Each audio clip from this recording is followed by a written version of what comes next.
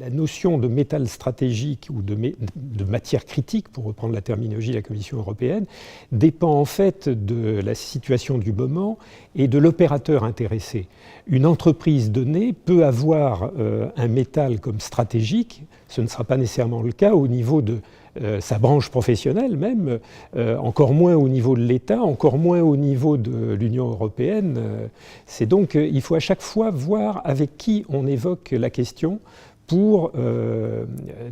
utiliser l'adjectif approprié. Ensuite, si je me place au niveau de l'État, bien évidemment, on essaye d'évaluer les besoins de l'économie française, de la même manière que la Commission européenne essaye d'évaluer les besoins de l'économie européenne. Mais même à ce niveau-là, on a la difficulté que les entreprises françaises n'ont pas d'usines qu'en France. Il en est même qui ont des usines qu'ailleurs qu'en France, pour diverses raisons, éventuellement conjoncturelles. Et donc on travaille pour ces entreprises, si elles sont des citoyens français.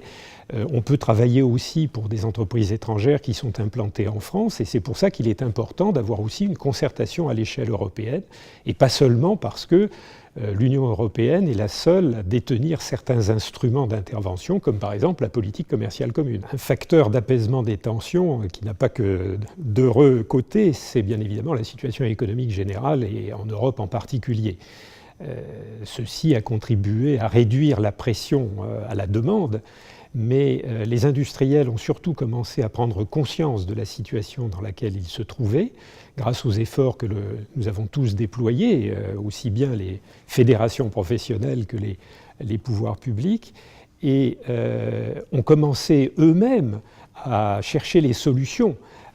d'avenir de leur activité, soit en diversifiant les sources d'approvisionnement primaires, soit en diversifiant les sources d'approvisionnement de leurs composants, puisque certains se sont retrouvés avec un fournisseur qui connaissait justement une difficulté d'approvisionnement lui-même de ses propres matières premières, soit en réduisant les besoins unitaires, ce sont les économies de matière, soit en cherchant des substituts pour fabriquer des produits ayant des performances équivalentes à celles qu'ils fabriquent normalement, et en développant aussi leur contribution dans les filières de récupération et de recyclage.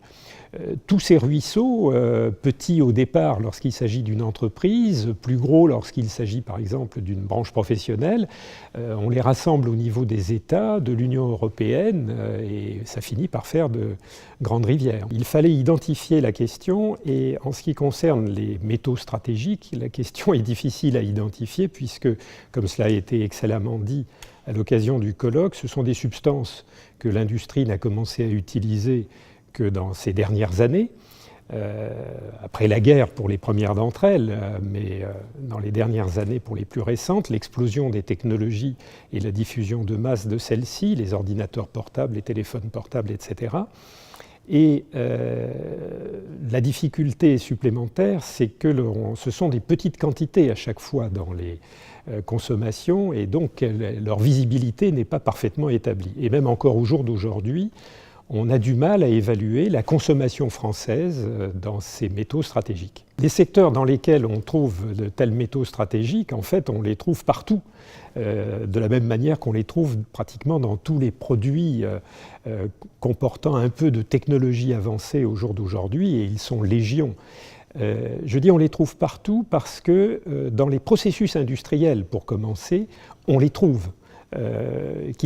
Par exemple, la plupart des chaînes de fabrication sont équipées d'écrans de contrôle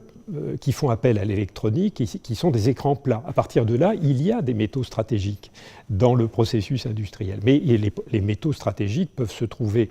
dans des moules, par exemple, qui servent à fabriquer les produits, et se trouvent dans les produits eux-mêmes. Là,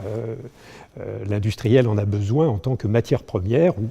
directement, ou qu'il soit déjà incorporé dans les demi-produits qu'il assemble. Alors on peut citer des exemples, si vous voulez. On trouve des terres rares dans les billets de banque, et pas seulement dans les machines qui servent à fabriquer les billets de banque. On trouve les terres rares, pour toujours parler de ces substances au nom très évocateur, même s'il est un peu faux,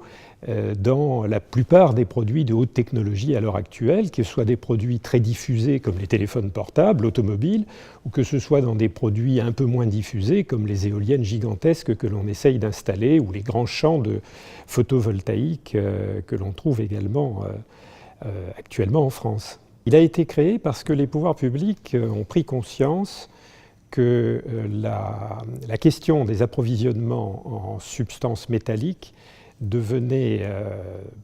plus importante pour l'industrie française et l'économie française en général que les années précédentes. Ce qui s'est passé fin 2010 a effectivement permis, comme l'a d'ailleurs indiqué Gbénolé Gozigou dans son intervention, d'attirer l'attention effectivement de toutes les personnes intéressées, mais qui ne le savaient pas toujours, qui n'en avaient pas toujours pris conscience.